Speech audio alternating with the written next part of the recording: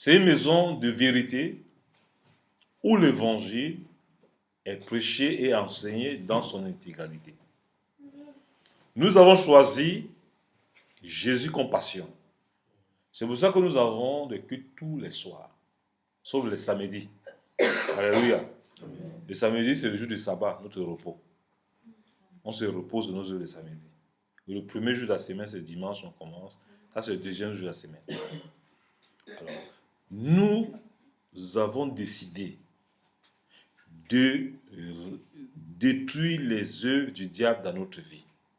Pourquoi nous avons décidé?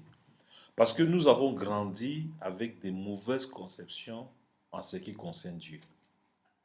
Et Dieu, par sa grâce, s'est révélé dans notre vie, par le biais du Saint-Esprit. Afin que nous puissions déposer nos fardeaux à Jésus.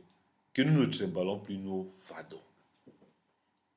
Alors, si nous continuons à marcher avec nos fardeaux, nous sommes responsables de nos fardeaux. Dieu n'est plus responsable de cela. Il a pourvu un secours. Et ce secours, c'est la personne de Jésus.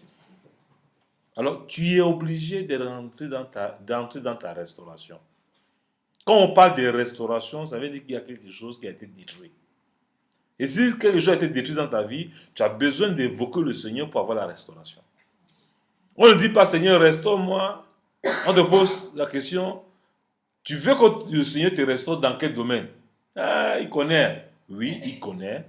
Mais il voudrait que chacun de nous sachions quelle est la restauration que nous demandons. Je bénis le nom du Seigneur pour ma fille Dominique. Quand elle est venue ici, elle a demandé la restauration de la vie de sa maman. Parce qu'elle sait que sa maman vit une histoire qui ne l'appartient pas. Elle vit une paralysie qu'elle n'a pas préméditée. Alors, tous ceux qui sont l'auteur de cette maladie, nous retournons l'attaque à l'envoyeur. Et nous demandons la restauration du Seigneur. Et quand Dieu restaure, il ne veut pas que nous marchions avec l'animosité. Il veut que nous marchions avec ses ingrédients. C'est pour ça qu'il a dit dans les béatitudes de Jésus, nous devons prier pour nos ennemis, pour ceux qui nous haïssent et maltraitent. Alors, lorsque tu localises que dans ta vie, il y a des ennemis et que Dieu te montre des ennemis, ce n'est pas pour que tu les détestes, mais c'est pour que tu puisses prier pour eux en disant, Seigneur, pardonne-leur car ils ne savent pas ce qu'ils font. Maison des vainqueurs, vous êtes condamnés à réussir. Parce que Dieu m'a mandaté à vous amener dans votre restauration. À l'âge de 20 ans, la femme doit penser à se marier. À 25 ans, elle doit être dans un foyer. Si une femme à 25 ans n'est pas dans un foyer, on est en train de voler ce qui appartient. À 30 ans, si elle est dans un foyer, ça veut dire qu'elle a passé 5 ans en dehors de ce que Dieu avait préparé pour elle. Alléluia. Amen. Alors, si tu prends conscience qu'à 25 ans, tu devais être dans un foyer, et qu'un homme à 27 ans devait être père d'un foyer, et que tu vivotes encore, tu ne sais pas ce qu'on appelle foyer, c'est que tu as un problème psychologique. Tu as besoin de rafraîchissement du Seigneur. C'est pourquoi j'ai parlé de rafraîchissement. Il faut que Dieu te rafraîchisse la mémoire, que tu constates que tu as été appelé pour procréer. Si tes parents ne t'avaient pas mis au monde, tu ne devais pas exister. Donc, à partir de 30 ans, si tu n'as pas procréé et que tu n'es pas marié, c'est deux problèmes. Et si ça ne t'interpelle pas à demander la restauration de Dieu dans ta vie, c'est qu'il y a un problème de satisfaction qui est un orgueil. Nous tous, nous avons besoin du Seigneur. À l'âge de 30 ans, un garçon doit plus vivre dans la famille de ses parents. Il doit être chez lui. La Bible dit que l'homme qui a trouvé sa femme, quand il trouve sa femme, fait quoi? Il devient une seule chair. Pour habiter chez eux, pas chez les parents. C'est les lois de la vie. Quand ces choses ne se réalisent pas dans ta vie, tu dois comprendre qu'il y a un problème de restauration. Dieu doit te restaurer pour que tu entres dans ta bénédiction initiale. Alléluia. À 35 ans, un homme doit penser à avoir une maison qui l'appartient. Si tu n'as pas une maison qui t'appartient à l'âge de 35 ans, c'est un combat que tu dois entrer. De 35 ans à 40 ans, tu dois avoir une maison personnelle. Donc ça veut dire que nous devons toujours dépendre de Dieu dans une restauration. Si tu es ici ce soir, Dieu a besoin de te restaurer dans un domaine de ta vie. Et c'est pour ça que je veux que nous évoquions pas le nom de Dieu en vain. Nous allons prendre le thème, le message, pardon, qui est dans le livre de Psaume 23. Alléluia. Le Psaume 23 nous parle des éléments très importants.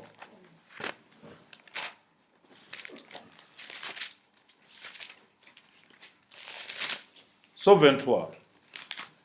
Le premier verset nous dit quoi? Servant de Dieu, tu peux nous dire ça? Qui au nom du Seigneur. L'Éternel est mon berger. Je ne manquerai de rien. Alléluia. Premier verset, c'est tout.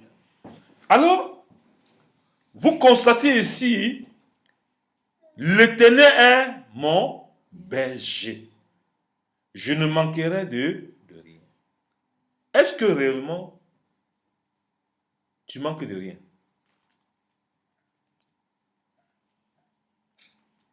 Tu vas me dire oui. La Bible pour toi devient une religion. Ça devient une connaissance intellectuelle. Mais j'ai une bonne nouvelle pour toi. L'évangile, c'est une puissance. Ce n'est pas une fable, ce n'est pas des fables. L'évangile, c'est un miracle. Tu dois chercher un miracle dans ta vie. Je connais la fille d'un pasteur au Cameroun. Elle a cru à l'âge de 15 ans. Quand j'ai donné ce message dans leur église à Douala, elle s'est levée pendant que je prêchais, elle s'est mise à pleurer. Je dis, c'est pas possible que tu aies donné ta vie à Jésus, qu'à l'âge de 25 ans que tu vas te marier, tu restes à l'église comme si Jésus va descendre pour te donner un mariage. Tu dois te lever contre les esprits de blocage de mariage. Et quand tu es dans le mariage, tu dois en demander l'esprit qui conduit le mariage. Et l'esprit qui conduit le mariage, c'est un esprit de soumission. Et le diable va te dire, non, tu n'es pas appelé à être esclave. Et le diable il a toujours le combat. Quand Dieu écrit ton nom pour la réussite, le diable écrit ton nom pour l'échec. Et le diable ne va pas loin. Dieu, comme il nous connaît, il nous aime. Il a donné une écriture dans le livre de Galates chapitre 5, verset 23. Il dit les fruits de l'esprit. Donc l'esprit a des fruits. Il disait tantôt cet après-midi avec quelqu'un, je discutais, il dit l'Esprit Saint, c'est une personne. Le Saint-Esprit, c'est une personne. Ce n'est pas une force. Une force, c'est une chose. Le Saint-Esprit, c'est une personne qui s'incarne à nous. C'est le Saint-Esprit qui s'est incarné à Marie qui a donné la naissance de Jésus. Et quand le Saint-Esprit est en nous, il veut voir ses fruits. Il y a les fruits de l'Esprit qui ne se trompent pas. Quand tu connais quelqu'un est rempli de l'Esprit, tu vois la personne a beaucoup de patience. La personne a beaucoup de persévérance. La personne a beaucoup de douceur. La personne a une maîtrise de soi. La personne a une foi indéstabilisable. Tout ce que tu lui dis, il dit, Dieu est capable de faire. Tu ne vois jamais la personne en train de douter. Mais quand tu constates une personne commence à voir les défauts dans la vie de son mari, bien de sa femme, que sa femme c'est un diable, que sa femme c'est un démon, sa femme c'est sa sorcière, c'est qu'il a un problème avec les fruits de l'esprit. Il est à côté des fruits de l'esprit. Ben, quand tu es rempli de fruits de l'esprit, il y a 9 fruits. Quand tu es déjà saint, tu es au-dessus de la moyenne. Tu ne peux plus sortir de ta bouche les choses qui ne glorifient plus Dieu. Parce que la Bible dit tout ce que tu sors dans ta bouche doit être quoi? Agréable. Doit quoi? Doit bénir. Ça ne doit pas diviser les gens. Ça doit rassembler. Mais tu es une femme. Quand tu insultes ton mari, Tu n'es même pas différent du païen. Comment tu peux convaincre la païenne que ton Dieu est un Dieu de miracles quand toi-même tu ne vis pas dans le miracle? Arrêtez de vous tromper. Vous avez marché, vous allez dans des églises, c'est bien.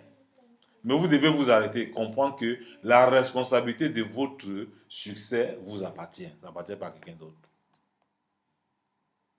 Le salut, il est personnel, il n'est pas collectif. C'est pour ça que Jésus a dit dans un foyer, un sera enlevé, un va rester. C'est pourquoi chacun de nous devons travailler avec crainte et tremblement avec l'Esprit Saint. Alléluia. Il est important de comprendre. Quand la Bible te dit, l'Éternel est mon berger, elle dit, si Dieu est ton berger, ce n'est pas les biens de tes parents qui sont tes bergers. Quand quelqu'un passe son temps à dire, avant, moi, pasteur, avant, moi, j'avais les chaînes en or, passe son temps à parler du passé, c'est qu'il est en dehors de l'Esprit du Seigneur. L'Esprit du Seigneur, c'est l'humilité, c'est se contenter de ce que tu as dans l'instant. Si tu n'arrives pas à te contenter de ce que tu as, tu es envieuse. C'est un dehors de fruit de l'esprit. Tu es désagréable de la volonté de Dieu. L'envie met la guerre dans ton esprit, les choses de Dieu. Tu n'es plus patient. Mais quand tu commences toi-même à traiter ta vie durement, parce que tu veux plaire à Dieu, Dieu dit cherchez le royaume de Dieu, le royaume des cieux est sa justice. Et toutes choses vous seront données par... Quelles sont les choses qui sont données quand on cherche la justice de Dieu? Il y a le mariage. Il y a le succès dans le mariage. Il y a la fécondité. Parce que chez Dieu, il n'y a pas de stérilité. Dans la maison de Dieu, il n'y a pas de stérilité. Dans la maison de Dieu, il guérit des plaies. Il dit dans le livre d'Exode 15, verset 26. Si tu écoutes attentivement la voix de l'Éternel, ton Dieu, et si tu mets en pratique tout ce que je t'ai prescrit, moi l'Éternel, je te guérirai des maladies que j'ai infligées aux Égyptiens, car je suis l'Éternel qui te guérit. Ça veut dire que c'est Dieu qui inflige les maladies, c'est Dieu qui est l'auteur des maladies, et c'est Dieu aussi qui est l'auteur de la guérison. Le diable n'est l'auteur de rien du tout. Dieu a créé toutes choses. Le diable ne fait que voler les choses de Dieu pour pouvoir vouloir essayer de mettre la confusion dans le cœur des enfants de Dieu. Nous sommes au-dessus du diable. Le diable est sous nos pieds. Toi qui vas commettre la fornication, l'adultère, c'est toi-même qui détaches ta ceinture, tu descends ton pantalon pour faire. Même si ta chair est faible, tu pourras arrêter. Même si ta chair est faible, tu pourras arrêter ta ceinture. Pour dire que la volonté de réussir, c'est toi. Tu peux te répandre et demander la force du Seigneur. Le Seigneur est capable de faire avec toi et t'amener là où tu veux. Dieu veut notre bien. Dis à ton frère, Dieu veut mon bien. Et je vais changer ma mentalité. Au nom de Jésus.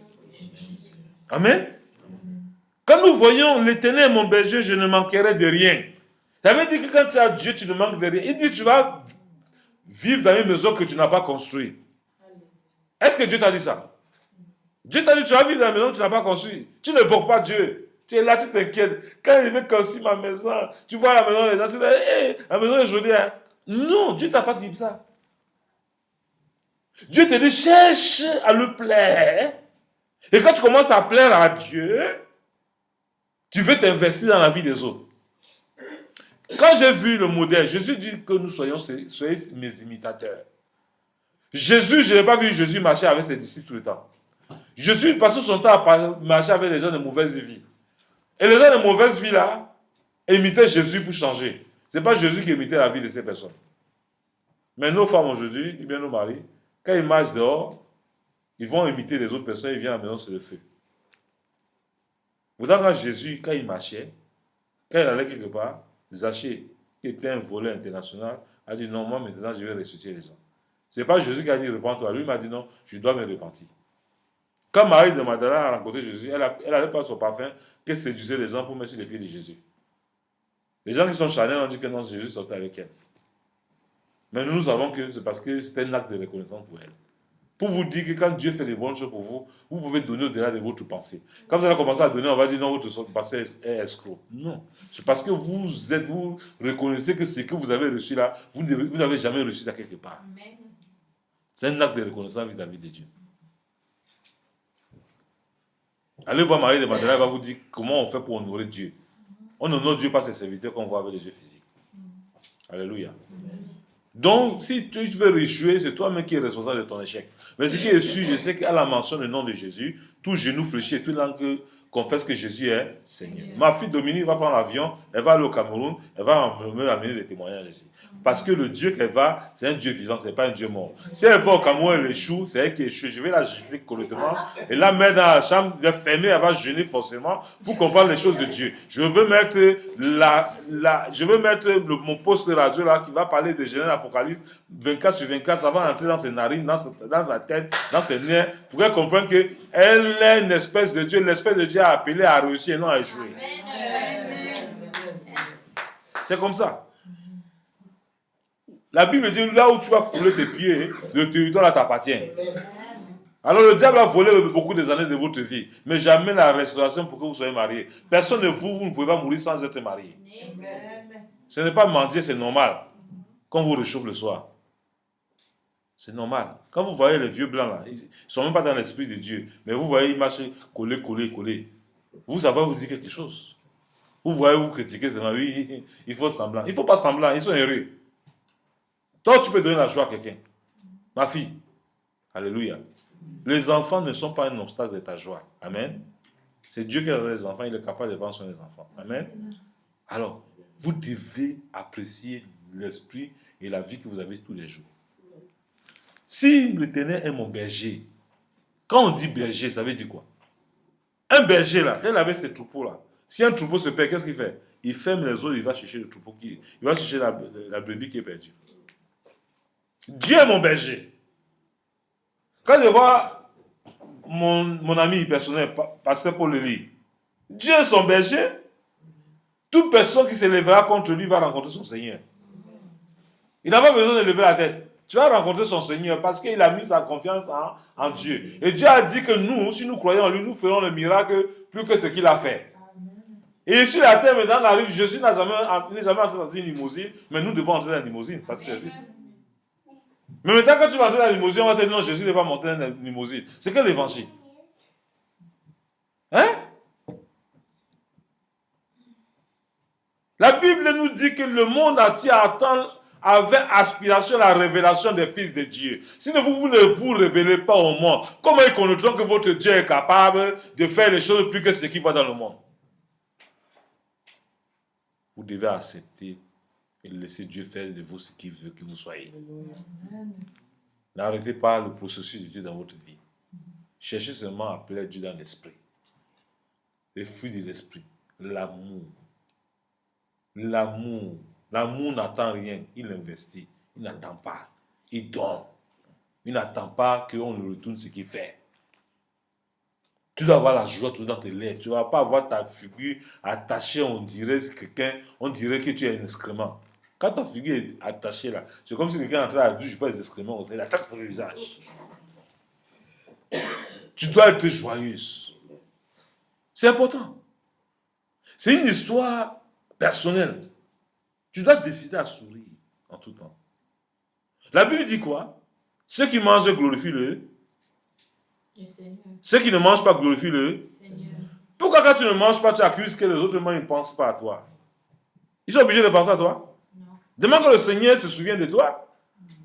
Quand le Seigneur veut se souvenir de toi, il veut voir si réellement tu oses, tu es une adoratrice ou bien un adorateur.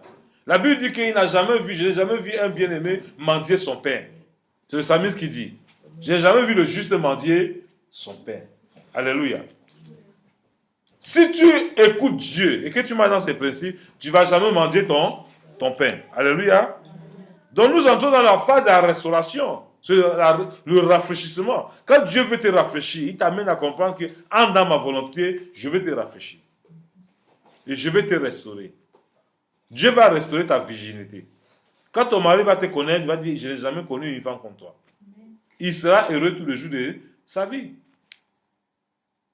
Je ne sais pas. Vous venez ici, c'est pour moi, ou bien vous venez comprendre qui vous êtes en Dieu. C'est important de comprendre qui vous êtes en Dieu et oser. Je suis content pour vous parce que vous êtes passionné de Dieu.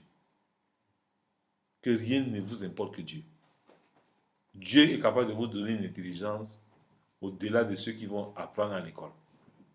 C'est pour ça que vous devez vous attacher à ces valeurs et laisser Dieu triompher dans votre vie. Et quand vous voyez, et nous avançons tout dans l'évangile, je vois le verset